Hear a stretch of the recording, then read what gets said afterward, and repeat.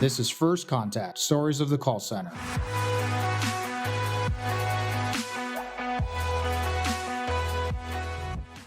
One of the things, Richard, that you've said before is, we've talked about integrating rhetoric and phonetic delivery in trainings.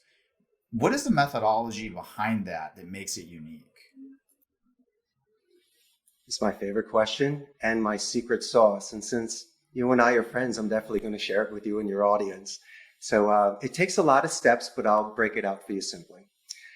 I always believe the beginning of a phone call, that somebody can start off the call by introducing themselves with a company name spike. If you get somebody on the phone, you mention the name of their company, that individual's name, and you might say it better than either the gatekeeper or the owner themselves.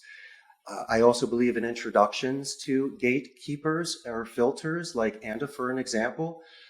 My communication with you was from an email. After I listened to so many of your podcasts, I was inspired to write you, and Anda wrote me back. And if it wasn't for her, I wouldn't be here today with you.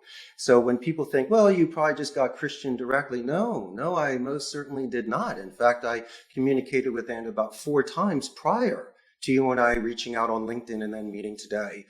Not like we weren't excited to meet one another, but once again, there are certain channels and individuals in organizations that are in charge of these things. So I learned a very big lesson with NobleBiz as well. I also believe that a positive verbal escalation is important. That's why in the beginning of the podcast, I made sure that everybody involved was thanked and, once again, writing it. I think that would separate you from any other company that's contacting that individual, and they will see how you work prior to a contract.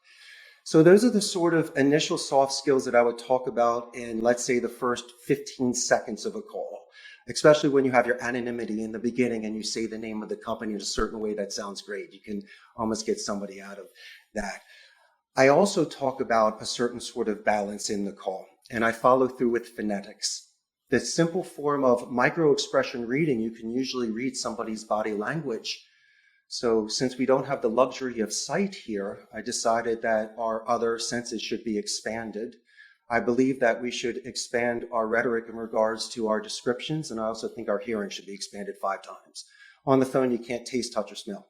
So once again, you're in a controlled environment. It should be expanded. You just know how to tap into it. So this is the code that I think I cracked after 21 years in this industry.